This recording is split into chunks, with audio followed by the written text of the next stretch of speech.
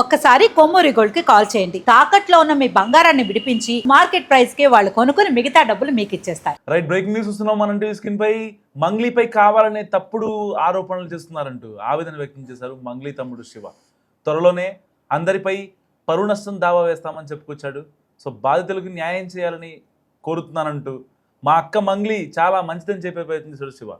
గత 30 రోజులుగా తమపై వస్తున్న ఆరోపణలన్నీ తప్పేనని, మా ఫోటోలతో వస్తున్న ఆరోపణలు వాస్తవం కాదంటూ కుండబద్దలు కొట్టాడు శివ. సో మధు అండ్ హిమకాంత్ రెడ్డి మా ఇంటికి తీజ్ పండగ కోసం వచ్చారంటూ చెప్పాడు. అసలు మంగ్లీ తమ్ముడు నిజాలే చెప్తున్నాడా? సింగర్ మంగ్లీని లక్ష్యంగా చేసుకుని సోషల్ మీడియాలో జరుగుతున్న ప్రచారం పూర్తిగా అవాస్తవం అంటూ కూడా శివ చౌహాన్ క్రిస్టల్ క్లియర్గా చెప్పారు. ఒక్కసారి శివ చౌహాన్ ఏం మాట్లాడి చూద్దాం. తీసుకోలేదు ఆ రోజు అయితే. ఆ కేసులలో ఆ ఎఫ్ఐఆర్ ఫైల్ అయిన దాంట్లో మా పేర్లు ఒక్కటి, నా పేరు కావచ్చు, మా అక్క పేరు కావచ్చు, ఎక్కడ కూడా మా పేర్లు లేవు. మేము ఎక్కడ తప్పు చేసినట్టు మీరు ఎక్కడైనా నిరూపించండి. మేము కంపల్సరీగా ఎక్కడైనా రావడానికి సిద్ధంగా ఉన్నాం. బాధితుల పక్షాన మేము నిలబడడానికి సిద్ధంగా ఉన్నాము. కంపల్సరీగా ఇదైతే గట్టిగా చెప్తా. ఆ ఆంజనేయ స్వామి మీద ఒట్టేసి చెప్తున్నా. మా బంజారా కుల దైవమైనటువంటి సేవాలాల్ సాక్షిగా చెప్తున్నా. తుల్జా భవాని, మా అమ్మవారు తుల్జా భవాని అమ్మవారి పైన అమ్మవారి పైన ఒట్టేసి చెప్తున్నా. మాకు ఈ మైక్రో ఫైనాన్స్ స్కామ్కి ఎటువంటి సంబంధం లేదు. దయచేసి గమనించగలరని చెప్పేసి కోరుకుంటున్నా. అండ్ ఇంకో విషయం ఏంటంటే, బండి శివ అనే వ్యక్తి వేరు, శివ చౌహాన్ అనే వ్యక్తి వేరు. శివ చౌహాన్ నేను. ఈ బండి శివ అనే పేరుని తీసుకొచ్చి శివ చౌహాన్ అని చెప్పేసి మొత్తం ఈ ట్రోల్స్ ఎందుకు జరుగుతున్నాయో మాకు అర్థం కావట్లేదు. ప్రతి వీడియో పోయినా మా అక్క ఫోటో పెట్టి ఇది చేస్తున్నారు. ప్రధాన నిందితున్న నేనని చెప్పేసి వచ్చిన ఆరోపణ ఏదైతే ఉందో ఈరోజు మంగ్లీ పైన అటాక్గా మారిపోయింది. దీని వెనకాల ఎవరున్నారు ఏంటి అని చెప్పేసి వాస్తవాలు ముందు అది తెలియాల్సిన విషయం. అది డిపార్ట్మెంట్ ముందు పెడుతుంది. ప్రతి ఒక్కరిని శిక్షించాలి, బాధితులకి న్యాయం జరగాలని చెప్పేసి కోరుకుంటున్నాను. 14 ఏళ్ళుగా ఒక్కొక్క మెట్టు ధర్మంగా, ఒక్కొక్క మెట్టు ప్రతి పాట ఒక శక్తిలాగా వచ్చే ఒక పాటని ఆమె ముందుకు తీసుకొస్తూ జనాల్ని అంత ఇదిగా తీసుకొస్తూ అంత ధర్మంగా ప్రతిదీ అంత ముందుకు తీసుకొస్తున్నప్పుడు అలాంటి ఒక్కొక్క మెట్టు పవిత్రంగా ఎక్కిన మెట్టుని బదనం చేయడానికి వీళ్ళు ప్రయత్నిస్తున్నారంటే ఎందుకు ఆరోగ్యంగా మాట్లాడదండి? నా ఏ తప్పు లేదు, నా తప్పు లేదని చెప్పేసి ఎందుకు చెప్పకుండా ఉంటుంది? ఆమె సైలెంట్గా ఎందుకు ఉండాలి? మీరు అడిగిన ఏదైతే అవి డబ్బులు ఏవైతే అడిగారో అని చెప్పేసి నాకు ఇట్లా అని చెప్పేసి ఎందుకు మేము ఏదైనా లీగల్గా వెళ్తున్నాం. ఇంతవరకు రాకుండా ఉండడానికి కారణం కూడా అదే. ఈరోజు మమ్మల్ని బదనం చేయాలన్న ఉద్దేశంతోనే మీరు ఇంత కుట్ర పన్నుతున్నారే, మీ వెనకాల ఎవరున్నారు? అవన్నీ జరగాల్సిన రీతిలో జరుగుతుంది. ఇవన్నీ మొత్తం క్లీన్ చీట్ వచ్చిన తర్వాత డిపార్ట్మెంట్ పరంగా మేము ఎలా లీగల్గా ఎవరి మీద చర్యలు తీసుకోవాలనేది కూడా తప్పకుండా తీసుకుంటాం. దీంట్లో ఎవరిని వదిలేదైతే లేదు. సో విన్నారు కదా, ఎట్టి పరిస్థితుల్లో తమ కుటుంబంపై జరుగుతున్న అసత్య ఆరోపణల పట్ల ఆవేదన వ్యక్తం చేశారు. తీజ్ పండుగ, వెంచర్ ఆఫీస్ ప్రారంభం వంటి సందర్భాల్లో దిగిన ఫోటోలను మైక్రో ఫైనాన్స్ స్కామ్తో ముడిపెట్టడం బాధాకరమని చెప్పుకొచ్చారు. రియల్ ఎస్టేట్ ఫ్లాట్ కోసం అగ్రిమెంట్ చేసుకున్న సమయంలో జరిగిన పరిచయాన్ని అడ్డుపెట్టుకొని డబ్బులు తీసుకున్నట్లు నిరాధార ఆరోపణలు చేస్తున్నారంటూ మండిపడ్డారు.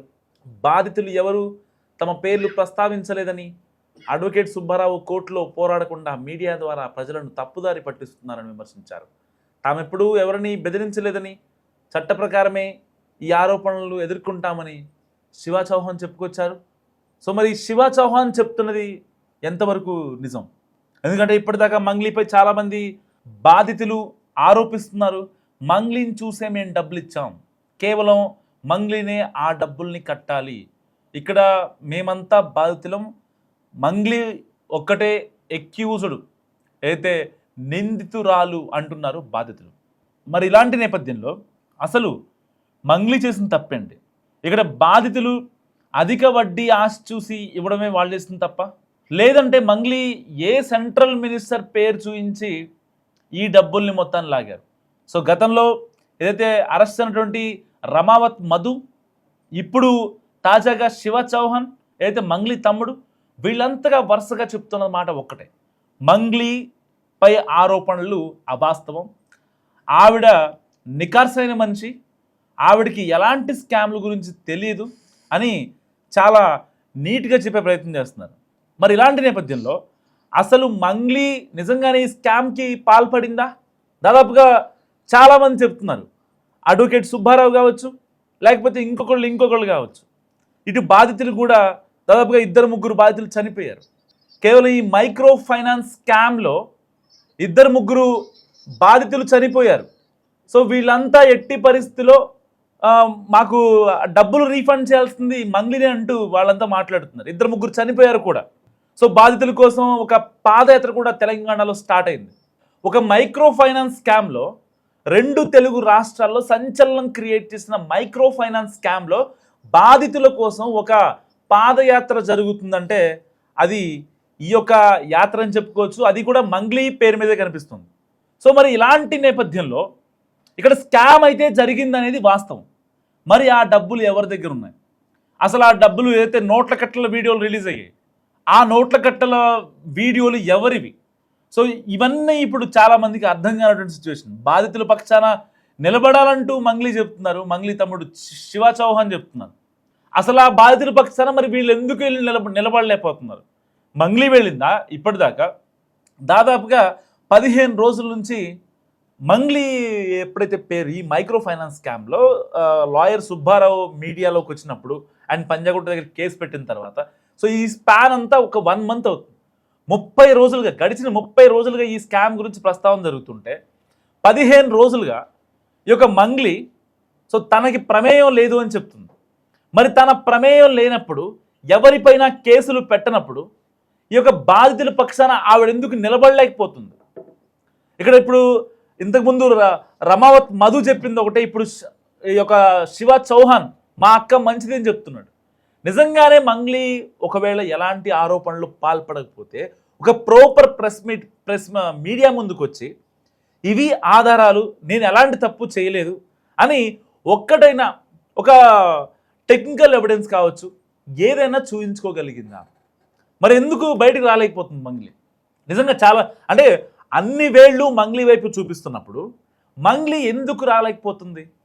మస్తు కామెంట్ చేసే ప్రయత్నం చేయండి. ఎందుకంటే 1 కాదు 2 కాదు, దాదాపుగా జిల్లాల్లో తెలంగాణ వ్యాప్తంగా ఉమ్మడి ఆంధ్రప్రదేశ్లో కావచ్చు, మొత్తం ఇట అన్ని జిల్లాల్లో దాదాపుగా కొన్ని 100 కేసులు నమోదయ్యాయి ఈ మైక్రో ఫైనాన్స్ స్కామ్ కింద. సో ఎట్టి పరిస్థితుల్లో వాళ్ళకి న్యాయం చేయాలని ఇటు లాయర్ సుబ్బారావు తనదైన శైలిలో ముందుకు వెళ్తున్నారు, బాధితుల్ని ప్రవేశపెడుతున్నారు, వాళ్ళతో ప్రెస్ మీట్లు ఇప్పిస్తున్నారు, మీడియాని అడ్రస్ చేపిస్తున్నారు. సో అంటే ఈ యొక్క స్కామ్ యొక్క డెప్త్ తెలియడం కోసం ఇంతమంది ఇన్వాల్వ్ అయ్యారా అనే విషయం తెలియడం కోసం డైరెక్ట్గా లాయర్ సుబ్బారావు మాట్లాడటం కాకుండా ఈ యొక్క విక్టిమ్స్తో మాట్లాడిస్తున్నారు. మేము ఇంత డబ్బులు పెట్టాం, ఇదిగోండి సాక్ష్యాలు అని చెప్తున్నారు. ఆ డబ్బుకి ఎవరు? ఈ రమావత్ మధు ఎవరు? అసలు ఈ శివ చౌహాన్ ఎవరు? ఇంకొకళ్ళు ఎవరు? మెయిన్ ఫేస్ చూసింది ఇక్కడ మంగ్లీ ఫేస్ కదా. మంగ్లీ లాంటి ఒక కట్అవుట్ ఉంది కాబట్టి వాళ్ళు అంత డబ్బులు పెట్టారు.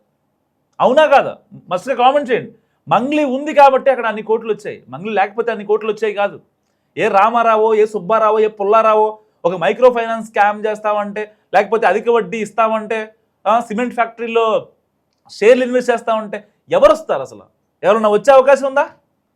ఈ వీడియో చూస్తున్నట్టు మీరైనా మీ ఊళ్ళో వెళ్ళి లేకపోతే మీ ఆఫీస్ దగ్గరికి వెళ్ళి నాకు ₹1,00,000 కావాలి, అందరూ తల ₹1,00,000 ఇవ్వండి అంటే ఇస్తారా? మీరు ఒక సెలబ్రిటీని తీసుకెళ్ళి ఇలా మేము ఒక కంపెనీ స్టార్ట్ చేసాం, సో కంపెనీ, ఇది so infra company, some X private limited, Y private limited అని చెప్పి మేము ఇలా చేయబోతున్నాం అని చెప్తే అప్పుడు డబ్బులు వస్తాయి, మనకి ఇన్వెస్ట్మెంట్ వస్తాయి. సో ఇలాంటి నేపథ్యంలో ఇప్పుడు అయితే శివ చౌహాన్ చెప్తున్నది ఎంతవరకు వాస్తవం? అంటే ఎంతవరకు ఎవరు మాట్లాడినా ఈ కేసుకి మంగ్లీ సంబంధం లేదన్నారు. ఏ సంబంధం లేనప్పుడు మంగ్లీ ఎందుకు బయటికి రావట్లేదు? టెక్నికల్ ఎవిడెన్స్ ఎందుకు చూపించట్లేదు? మస్తుగా కామెంట్ చేసే ప్రయత్నం చేయండి.